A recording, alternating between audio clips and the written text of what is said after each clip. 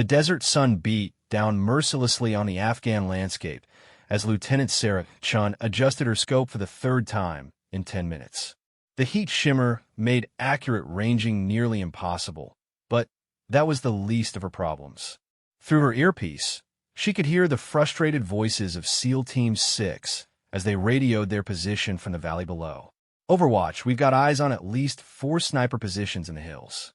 We're pinned down behind this compound wall, and every time we move, we take fire from a different direction, came the voice of Chief Petty Officer Marcus Rodriguez, the team leader. Sarah had been attached to the SEALs for this operation as their designated marksman, a role that typically meant providing long-range support from a secure position. But today was different.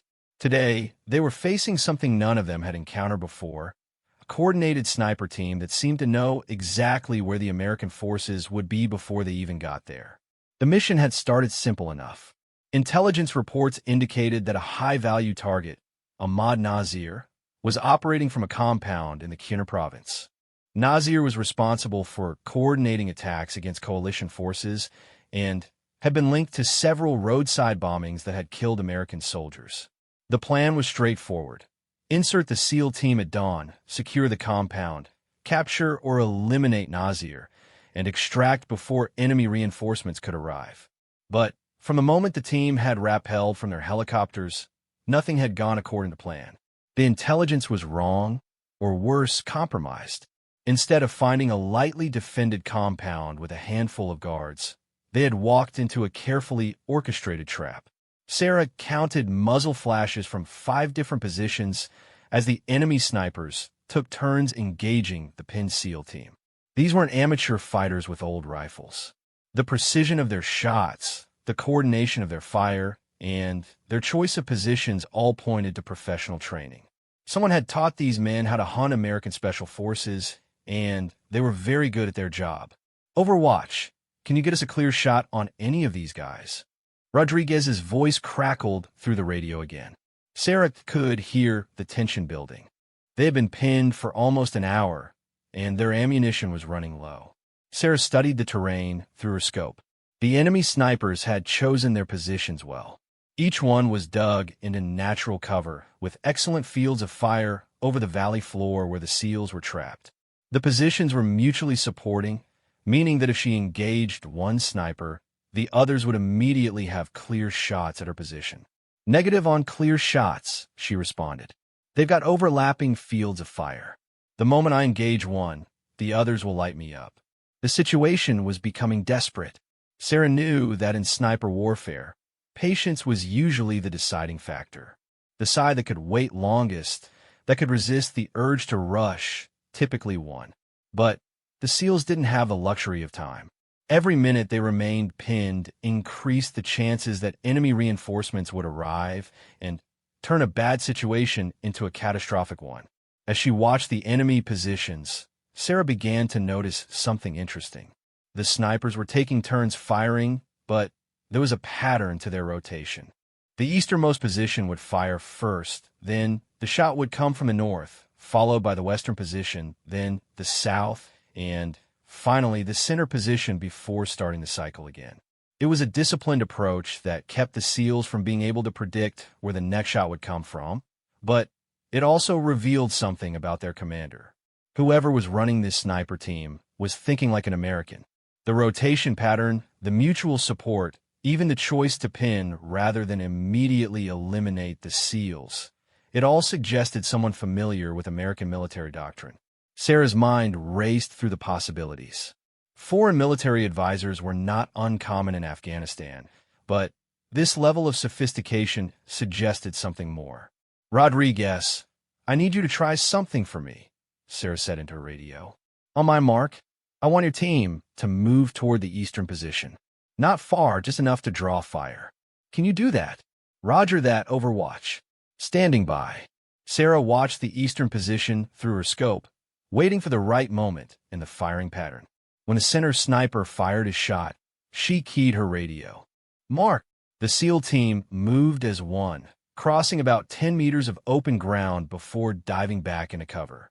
Immediately, the eastern sniper fired, just as Sarah had predicted. But instead of watching the muzzle flash, she was watching the sniper himself through her scope. What she saw confirmed her suspicions. The man behind the rifle was not Afghan. His equipment, his shooting stance, even the way he held his weapon, everything about him screamed professional military training from a Western nation. More importantly, after he fired, she saw him key a radio handset. The snipers weren't just coordinating their fire. They were being directed by a spotter or commander. Someone was watching the entire battlefield and giving orders to the individual shooters. If Sarah could find that person, she might be able to disrupt the entire enemy team. She began systematically scanning the high ground behind the sniper positions, looking for any sign of an observation post. The commander would need an elevated position with good visibility over both the sniper positions and the valley floor where the SEALs were trapped. He would also need concealment from American aircraft and good communication with his team. After 20 minutes of careful observation, Sarah found what she was looking for. On a ridge about 800 meters from her position, partially concealed behind a rock outcropping, she spotted the glint of glass. Someone was up there with optics, and given the position, it had to be the enemy commander. The range was extreme for her rifle, and the target was barely visible even through her high-powered scope. But Sarah had been making difficult shots since she was 16 years old, learning to hunt with her grandfather in the mountains of Colorado. The military had refined her skills, but the foundation had been built during countless hours tracking elk and deer through some of the most challenging terrain in North America. She began calculating the shot, 830 meters according to her rangefinder. Wind speed, approximately 8 miles per hour from the southwest. Temperature was already over 90 degrees and climbing. The target was positioned at a slightly higher elevation than her position, which would affect the bullet's trajectory. But as Sarah prepared to take the shot, she realized she had a bigger problem. The moment she fired, every enemy sniper would know her exact position. Even if she successfully eliminated the commander, the remaining shooters would have a clear target. It would be a suicide mission, unless she could find a way to mask her shot. Sarah keyed her radio again. "Rodriguez, I need a favor. In approximately 2 minutes, I need your team to create as much noise as possible. Grenades, automatic weapons, anything you've got. Can you give me 30 seconds of sustained fire?" "Copy that, Overwatch. What are you planning?" "I'm going to try something that's either very clever or very stupid. Probably both." Sarah knew that the sound of her rifle firing would be lost in the chaos of a firefight, but that only solved part of the problem. The muzzle flash from her position would still give her away to any sniper who happened to be looking in her direction. She needed to time her shot for when all the enemy snipers would be focused elsewhere. She watched the sniper positions carefully, waiting for the right moment in their rotation. When a southern sniper fired his next shot, Sarah started her countdown. "Rodriguez, light them up in 10 seconds. Sarah settled behind her rifle, controlling her breathing as she placed the crosshairs on the barely visible target 800 meters away. The heat shimmer made the image dance in her scope, but she had dealt with similar conditions before. She would have to time her shot between the waves of rising air. The sound of the SEAL team's weapons erupted from the valley below. Automatic rifle fire, the distinctive thump of grenade launchers, and the sharp crack of rifle shots filled the air. As Sarah had hoped, every enemy sniper immediately focused on the SEAL positions, trying to identify targets in the chaos. Sarah held her breath, waited for the heat shimmer to settle for just a moment, and squeezed the trigger. The rifle bucked against her shoulder, and through her scope, she watched the tracer round arc across the desert landscape. For what seemed like an eternity, she tracked the bullet's path toward the distant ridge. Then, just as she was beginning to think she had missed, she saw the target suddenly disappear behind the rock outcropping. Whether she had hit the commander or simply forced him to take cover, the effect was immediate. The coordinated fire from the sniper positions became sporadic and poorly aimed. Without someone directing their fire, the individual shooters were forced to rely on their own observation, and they were clearly struggling to identify targets among the chaos created by the SEAL team's suppressive fire. Overwatch, whatever you just did, it worked. Rodriguez's voice came through the radio. The incoming fire has dropped significantly. We're going to try to move to a better position. But Sarah's celebration was short-lived. As she watched the distant ridge through her scope, she saw movement. The figure she had shot was not only still alive, but was repositioning to a different location. Worse, he seemed to have identified her general position because she could see him pointing in her direction. Within seconds, Sarah heard the distinctive whistle of an incoming mortar round. She threw herself away from her firing position just as the first round exploded 20 meters to her left, showering her with rocks and debris. The enemy commander might not be able to coordinate his snipers as effectively, but he apparently had access to indirect fire support. Sarah grabbed her rifle and began moving immediately. In sniper warfare, staying in one position after being spotted was a death sentence. She bounded from cover to cover, using the rocky terrain to mask her movement as more mortar rounds exploded around her previous position. As she moved, Sarah's mind raced through her options. The good news was that her shot had clearly disrupted the enemy sniper team. The bad news was that she was now the primary target, and she was outnumbered at least 6-1. The SEALs were still pinned, though not as effectively as before, and extraction was still hours away. She needed to do more than just disrupt the enemy team. She needed to eliminate them entirely. But that meant going on the offensive against professional snipers who now knew she was in the area. It was the kind of tactical problem that had no good solutions, only degrees of bad ones. Sarah found a new position behind a large boulder and began studying the sniper positions again. With their commander forced to focus on directing mortar fire at her, the individual snipers were making mistakes. She could see muzzle flashes that would have been invisible when they were properly coordinated, and their shooting positions were becoming predictable. More importantly, she was beginning to understand how they thought. These weren't local fighters who had learned their skills through trial and error. They moved and shot like products of a formal sniper school, which meant they would follow predictable patterns and procedures. If Sarah could anticipate their next moves, she might be able to turn their training against them. She keyed her radio again. "Rodriguez, I need to know your exact ammunition situation. How many rounds do you have left for sustained fire?" "We're down to about 40% of our basic load. Maybe enough for one more major engagement before we're running on empty." Sarah nodded to herself. That confirmed what she had suspected. The enemy plan was to pin the SEALs until they ran out of ammunition, then move in for close-range engagement where the superior numbers would decide the outcome. It was a sound tactical approach, but it also meant that the enemy snipers would have to leave their concealed positions eventually. The question was whether Sarah could survive long enough to exploit that opportunity. Another mortar round exploded nearby, this one close enough to rain dirt and pebbles down on her position. The enemy commander was getting better at ranging her location, and it would only be a matter of time before he scored a direct hit.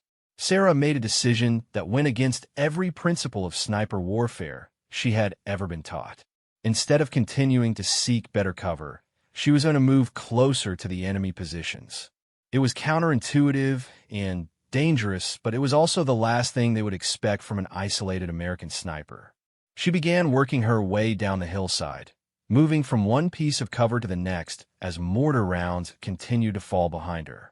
The closer she got to the enemy positions, the harder it would be for them to coordinate against her, and the more difficult it would become for their commander to use indirect fire without risking his own people. As she moved, Sarah caught glimpses of the SEAL team below. They were still pinned, but she could see that Rodriguez was positioning his men for something. Whether it was a breakout attempt or preparation for a last stand, Sarah couldn't tell, but she knew she was running out of time to make a difference. The enemy snipers were professionals, but they were also products of their training. Sarah was betting that their adherence to standard operating procedures would make them predictable in a fluid situation. She was about to find out if that bet would pay off or get her killed. Another mortar round exploded above her previous position, and Sarah smiled grimly as she continued her descent toward the enemy lines. The hunt was about to begin in earnest, and she intended to be the hunter rather than the prey. Sarah reached the base of the hillside, just as the sun reached its highest point in the sky. The heat was becoming unbearable, and she could feel sweat soaking through her camouflage uniform despite the dry desert air. But the discomfort was secondary to the tactical advantage she had gained by changing elevation. From her new position, she could see angles on the enemy sniper positions that had been invisible from above. The mortar fire had stopped, which meant the enemy commander had either lost track of her movement or was unwilling to risk hitting his own people. Sarah suspected it was the latter, which confirmed her theory about the professional nature of the opposing force. Amateurs might have continued the bombardment regardless of the risk to their own troops, but these men were following proper military protocols. Through her scope, Sarah began identifying individual targets for the first time since the engagement began. The easternmost sniper was approximately 300 meters from her current position, positioned behind a rock formation that provided excellent cover from the valley floor, but left him exposed to flanking fire. She could see his rifle barrel protruding from his hide and occasionally caught glimpses of movement as he adjusted his position. More importantly, she could see something that the elevated position had hidden from her earlier. There was a natural approach route along a dried stream bed that would allow her to get within 200 meters of at least 3 of the sniper positions without being observed from the others. It was risky, but it was also the kind of aggressive maneuver that might catch the enemy off guard. Before moving, Sarah took a moment to study the enemy's behavior patterns more carefully. She had noticed earlier that they were following a rotation for their fire, but now she could see additional patterns in their movement. Every 15 minutes, one of the snipers would leave his position briefly, presumably to report to their commander or resupply. They were maintaining professional discipline even under pressure, which was both admirable and exploitable. Sarah checked her watch and began timing the pattern. If she was right about the 15-minute intervals, the eastern sniper would be the next to leave his position, and that would give her the window she needed to begin her approach. She keyed her radio to contact Rodriguez. "SEAL team, be advised I'm moving to a new position. In approximately 20 minutes, I'm going to need you to create another distraction, but this time I need it focused on the western slope. Can you do that?" "Roger, Overwatch. We're getting low on ammunition, but we can give you what you need." "Are you planning what I think you're planning?" "Probably worse than what you're thinking," Sarah replied. "But we're running out of options. The longer we wait, the better their chances of bringing in reinforcements." As she spoke, Sarah noticed movement in the eastern sniper position. Right on schedule, the man behind the rifle was pulling back from his firing position. Sarah couldn't see where he was going, but she could see that his rifle remained in place, which meant he was planning to return. Sarah began her movement immediately. The dried stream bed provided better concealment than she had hoped, with banks high enough to hide her completely as long as she stayed low. The footing was treacherous, with loose rocks and hidden holes that could easily cause a twisted ankle, but she moved as quickly as she dared. As she advanced along the stream bed, Sarah could hear sporadic rifle fire from the remaining sniper positions. They were still engaging the SEAL team, but without their full coordination, the fire was less effective. She could also hear Rodriguez's team returning fire, and she hoped they were conserving their ammunition for the distraction she would need shortly. The stream bed curved around a large boulder, and when Sarah rounded the corner, she found herself looking directly at the back of the eastern sniper position. The hide was expertly constructed, virtually invisible from the front, but from behind she could see the entire setup. The sniper had returned to his position and was focused entirely on the valley floor below. Sarah estimated the range at approximately 150 meters. An easy shot under normal circumstances, but these were far from normal circumstances. The moment she fired, every other sniper position would know her location, and she would be exposed in the stream bed with limited options for cover. She needed to make this shot count, and then move immediately to engage the next target before the enemy could coordinate a response. Sarah settled into a prone firing position behind a large rock, and placed her crosshairs on the center of the enemy sniper's back. But just as she was about to squeeze the trigger, Sarah heard something that made her blood run cold. Voices speaking in English, but not American English. The accent was distinctly European, possibly German or Austrian. The enemy commander was speaking to someone, and they were close enough that she could hear the conversation. "The American sniper has moved to a flanking position," the voice said. "She is more aggressive than we anticipated, but that will work to our advantage. When she engages the eastern position, we will have her trapped in the stream bed with nowhere to run." Sarah realized with growing horror that she had walked directly into another trap. The enemy commander had anticipated her movement and was using the eastern sniper as bait. The moment she fired, she would be caught in a crossfire from multiple positions with no escape route. She began backing away from her firing position, but before she could retreat far, she heard the unmistakable sound of boots on gravel behind her. Someone was moving down the stream bed from the direction she had come, cutting off her retreat. Sarah found herself in the nightmare scenario that every sniper trained to avoid, trapped between enemy forces with limited ammunition and no support. She could hear the footsteps getting closer from behind, and she knew that the sniper positions above her were probably adjusting their fields of fire to cover the stream bed. Thinking quickly, Sarah identified her only option. About 50 meters ahead, the stream bed curved sharply to the right around another large boulder. If she could reach that position, she would be out of sight from the sniper positions above and might be able to deal with whoever was following her in the stream bed. She began moving forward as quietly as possible, using the sound of ongoing gunfire from the valley to mask any noise she made. Behind her, the footsteps were getting closer, and she could hear at least 2 distinct sets of boots on the gravel. Sarah reached the curve in the stream bed and immediately took cover behind the boulder. She could hear the pursuit getting closer, and she estimated that she had perhaps 30 seconds before they rounded the corner. She checked her rifle and confirmed that she had a full magazine, then drew her sidearm to have a backup weapon readily available. The voices behind her were speaking in the same European-accented English she had heard earlier. They were coordinating their approach, which meant they were professionals rather than local fighters. Sarah was facing trained soldiers who probably had as much experience in this type of warfare as she did. "She has to be just ahead," one voice said. The commander saw her enter this section of the wash. "Careful," replied another voice. "American snipers are trained for close-quarters combat. Don't underestimate her." Sarah smiled grimly at that assessment. They were right to be careful, but they had made a tactical error by discussing their approach within her hearing. She now knew there were 2 of them, and she knew they were being cautious rather than aggressive.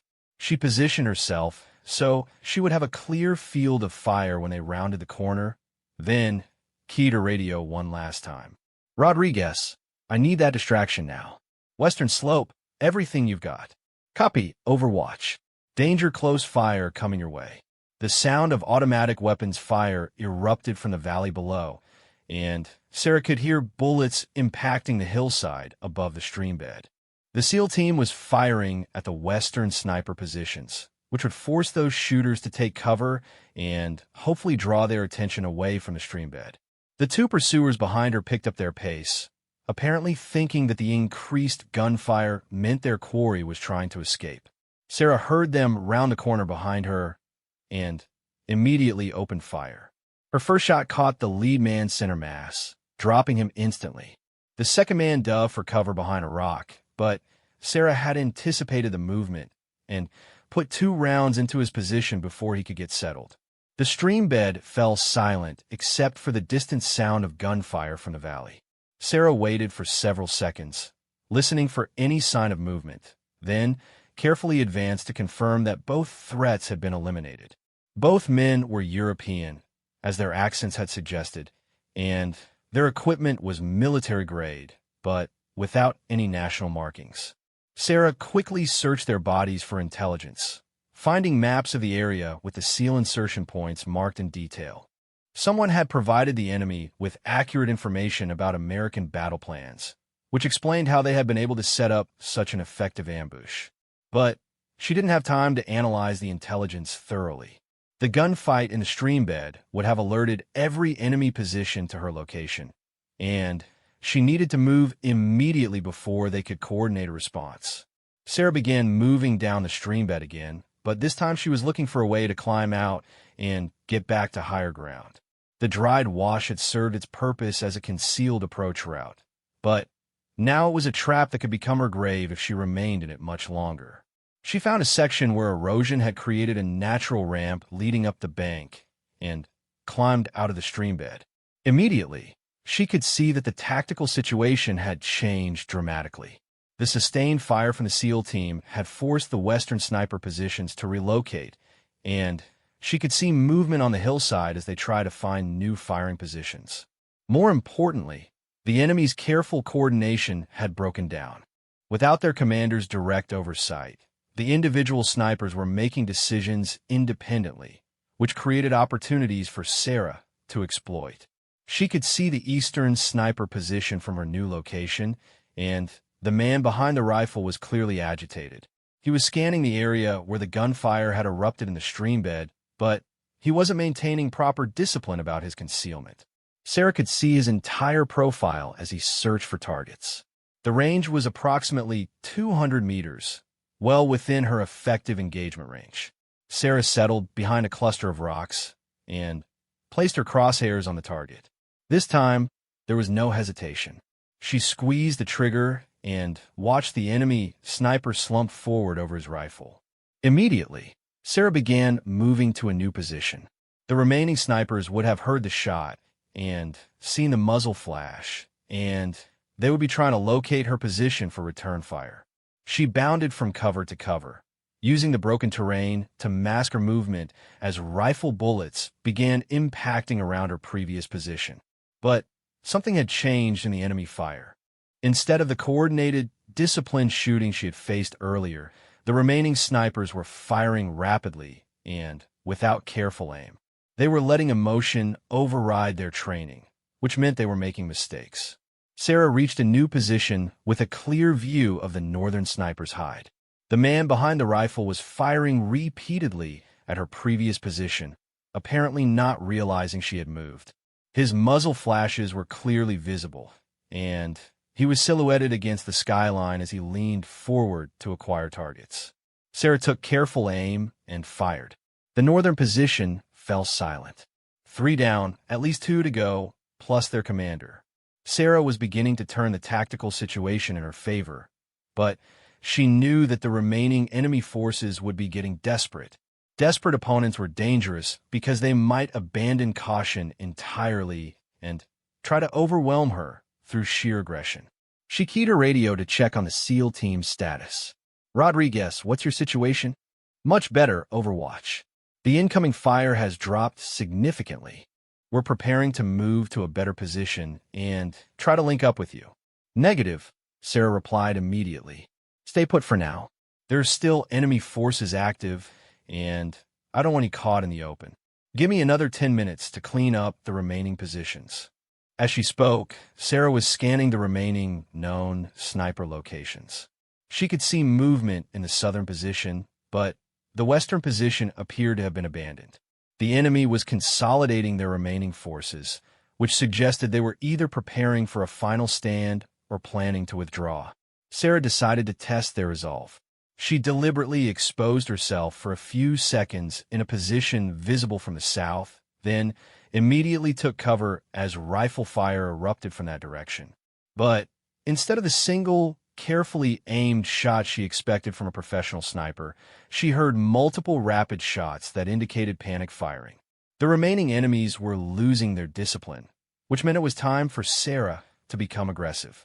She began moving toward the southern position, using terrain features to mask her approach while the enemy sniper continued to fire at her previous location.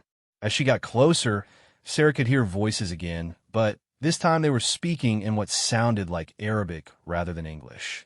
The foreign advisors were apparently giving orders to local fighters, which explained the breakdown in tactical discipline. Sarah reached a position approximately 100 meters from the southern sniper hide and could see three figures. Two appear to be local fighters with AK-47 rifles, while the third was clearly the European advisor she had been tracking. He was trying to coordinate the defense, but the local fighters were obviously nervous and not following his instructions effectively. Sarah knew she had one opportunity to end this engagement decisively.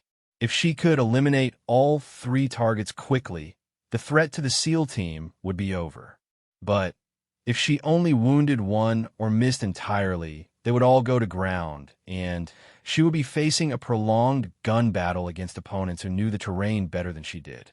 She settled into a stable firing position and began engaging targets in order of priority. The European advisor first, since he was the most dangerous. Then, the fighter with the best position. Finally, the third man before he could escape or call for help. Sarah's first shot dropped the advisor immediately. Her second shot caught the lead fighter as he turned to see what had happened to his commander. The third fighter panicked and began running toward the rear of the position, but Sarah's third shot stopped him before he could reach cover. The hillside fell silent for the first time since the engagement had begun hours earlier. Sarah waited for several minutes, watching for any sign of movement from any of the enemy positions, but the battlefield appeared to be clear. She keyed her radio with a sense of relief she tried not to let show in her voice. "Rodriguez, this is Overwatch. All enemy positions neutralized. You're clear to move. Outstanding work, Overwatch. We're moving to your position now." As Sarah waited for the SEAL team to reach her location, she couldn't help but reflect on how close the engagement had come to ending very differently. The enemy had been professional, well-equipped, and obviously familiar with American tactics. If they had maintained their discipline and coordination throughout the fight, the outcome might have been very different. But they had made one critical error. They had underestimated their opponent. Sarah had been willing to take risks and make aggressive moves that went against conventional sniper doctrine, and that unpredictability had ultimately won the day. The mission was far from over, though. They still needed to secure the original objective and extract safely, and the presence of foreign advisors suggested that this operation was part of a larger enemy network that would need to be investigated. As the SEAL team reached her position, Sarah was already thinking about the intelligence she had gathered and what it might mean for future operations. The war in Afghanistan was evolving, and the enemy was becoming more sophisticated. American forces would need to evolve as well if they wanted to maintain their tactical advantage.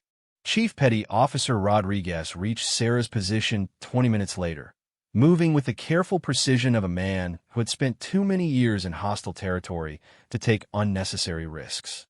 Behind him, the rest of SEAL Team 6 spread out in a defensive perimeter, their weapons trained on the surrounding terrain despite Sarah's assurance that the immediate threat had been eliminated.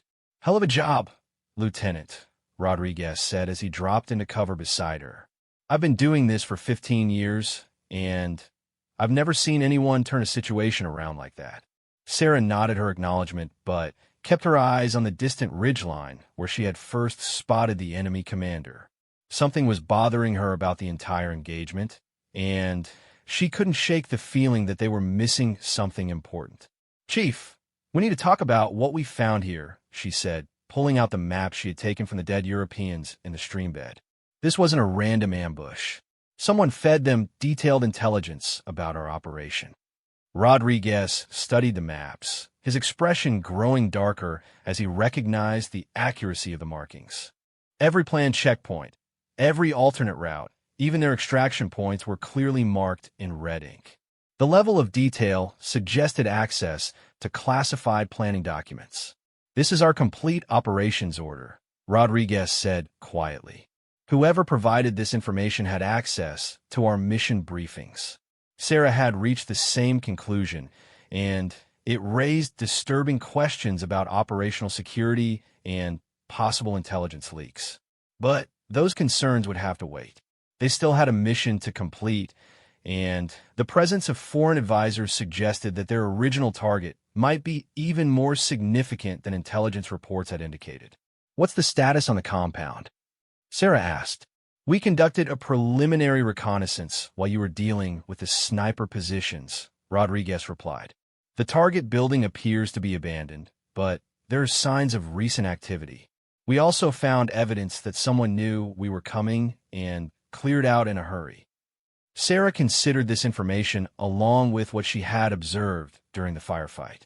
The enemy's sophisticated tactics, their advanced equipment, and their detailed intelligence all pointed to a well-funded and professionally trained organization.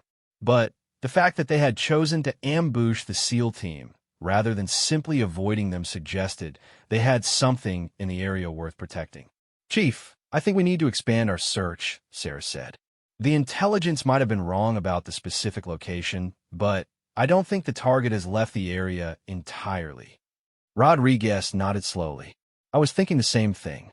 The question is whether we have time for an expanded search before enemy reinforcements arrive. As if in response to his concern, the distant sound of helicopter rotors echoed across the valley.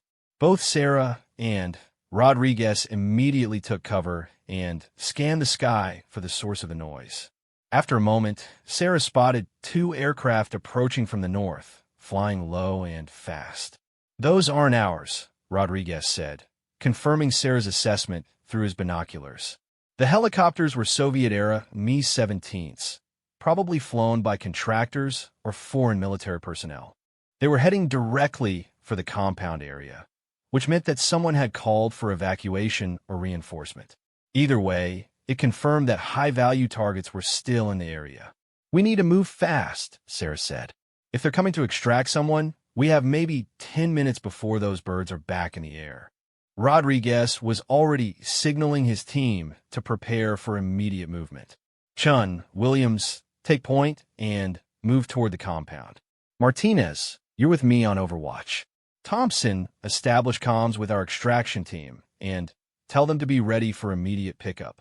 The SEAL team moved with practiced efficiency, covering the distance to the compound in less than 5 minutes.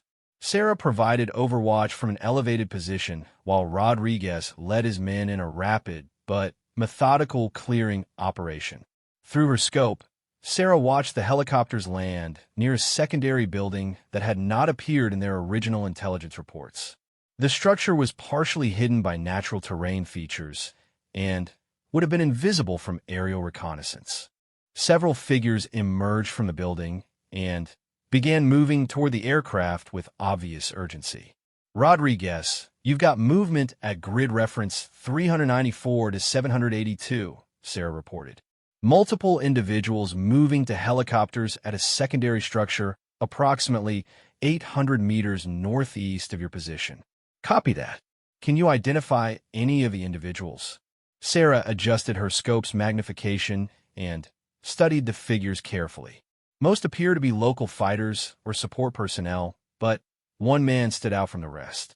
He was clearly European, tall and well-dressed, and he was carrying what appeared to be a briefcase or document case. I've got eyes on a possible high-value individual, Sarah reported. European male, approximately 40 to 50 years old, carrying documents. He's moving toward the lead helicopter. Can you engage? Sarah calculated the range and wind conditions quickly. The target was at the extreme range of her rifle, and he was moving rapidly toward the helicopter. She would have one shot at most before he was inside the aircraft and out of range. I can take the shot, but it's marginal. 800 meters, moving target, high probability of civilian casualties if I miss. Your call, Lieutenant. You're the sniper. Sarah settled behind her rifle and began tracking the target through her scope. The man was moving steadily toward the helicopter, but he paused periodically to give orders to the other personnel. If she could time her shot for one of those pauses, she might be able to make a clean engagement. As she prepared to fire, Sarah noticed something else that made her hesitate.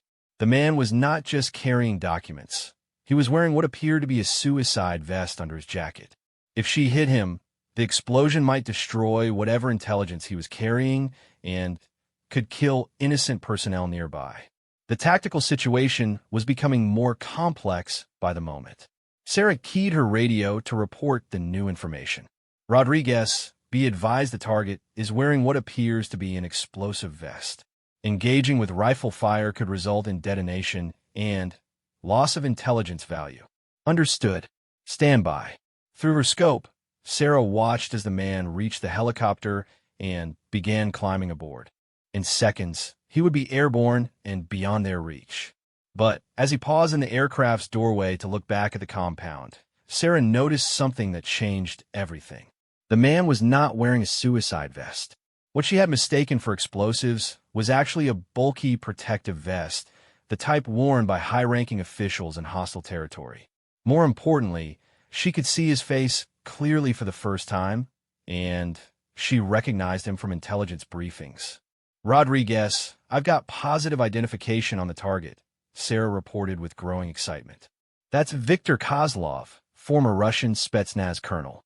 He's been linked to training programs for insurgent forces throughout the region. Can you engage? The helicopter's rotors were beginning to spin up to takeoff speed, and Sarah knew she had perhaps 30 seconds before the aircraft would be airborne. Kozlov was still visible in the doorway, but he would disappear into the cabin at any moment. Sarah took a deep breath, let half of it out, and settled her crosshairs on Kozlov's center mass. The range was extreme.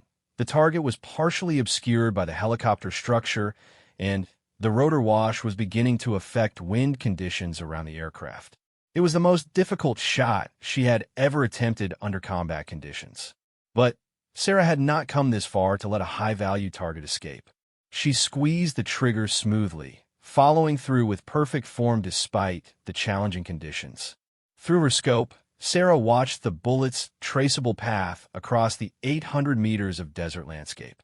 The round struck Kozlov in the upper chest, spinning him around and dropping him onto the helicopter's floor. The aircraft immediately lifted off, but Sarah could see that her target was down and not moving. Target engaged and neutralized, Sarah reported. The helicopter is departing, but Kozlov is down. Outstanding work, Lieutenant. We're moving to secure the secondary building now. Sarah maintained overwatch as the SEAL team advanced on the structure where Kozlov had emerged. She could see that the departing helicopter had left behind several personnel who were now trying to escape on foot across the desert. Most appeared to be support staff rather than combatants, but she tracked them through her scope in case they posed a threat to the advancing SEALs. Rodriguez's team reached the building and began a systematic clearing operation. Sarah could hear periodic radio reports as they discovered what appeared to be a sophisticated command and control facility hidden beneath the innocuous-looking structure. Overwatch, you need to see this. Rodriguez's voice crackled through the radio 20 minutes later. We found what appears to be a major intelligence hub. Maps, communication equipment, and documents in at least 4 different languages. Sarah began moving toward the building to assist with the intelligence exploitation. As she approached the structure, she could see that it was much larger than it had appeared from a distance. Most of the facility was actually underground, built into the natural rock formations with remarkable skill and concealment. Inside, Sarah found herself looking at something that resembled a military command center more than a terrorist hideout. Multiple radio sets lined one wall. Computer equipment filled several tables, and maps covering the entire region were marked with detailed information about coalition force movements. This explains how they knew we were coming, Rodriguez said, pointing to a large map covered with red markings. They've been tracking our operations for weeks, maybe months. Sarah studied the intelligence materials with growing amazement. The level of sophistication was far beyond anything she had encountered in Afghanistan. These were not amateur insurgents learning through trial and error.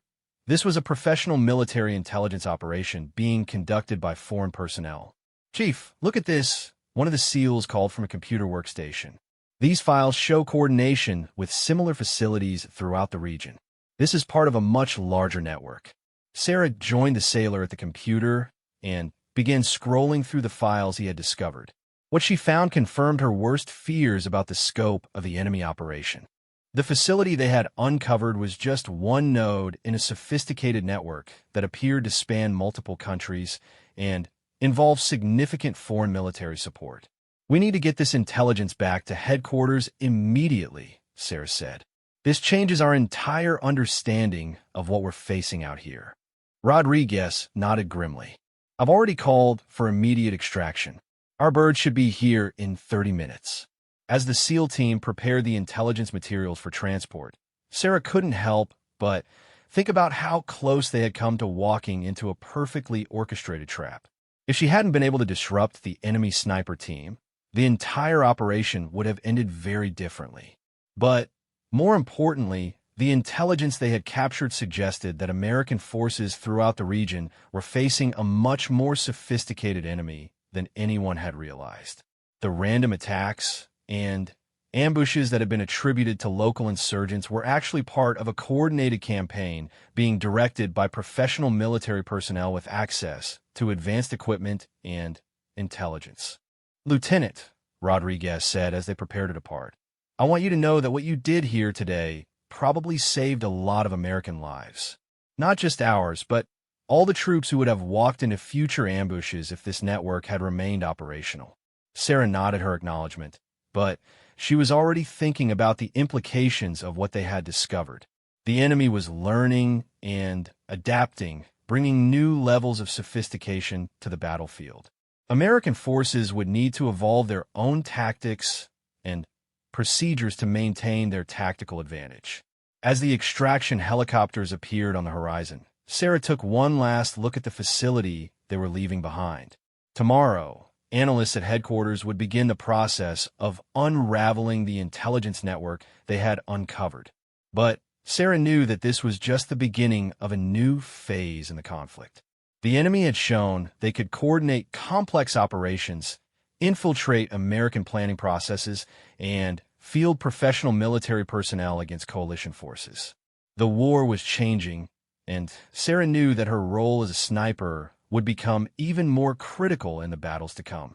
The helicopter ride back to base gave Sarah time to process what had happened during the engagement. She had faced professional snipers in a coordinated ambush and had not only survived but had turned the situation around completely. More importantly, she had helped uncover an intelligence operation that could have continued to cost American lives for months or years to come.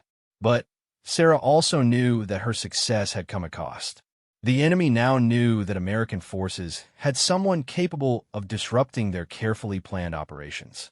They would adapt their tactics and procedures, and future engagements would be even more challenging. As the helicopter touched down at the forward operating base, Sarah was already mentally preparing for the debriefing sessions that would follow. Intelligence officers would want to know every detail of the engagement, and her observations would help shape future operations against similar threats. But first, she needed to clean her rifle and prepare her equipment for the next mission. Because Sarah knew that somewhere in the Afghan mountains, other enemy sniper teams were probably already planning their next ambush. And when they struck, American forces would need to be ready with tactics and personnel capable of turning the hunt around once again. The war was far from over, but Sarah Chun had proven that even the most sophisticated enemy operations could be defeated by skill, courage, and the willingness to take calculated risks when the situation demanded it. It was a lesson that would serve her well in the battles to come.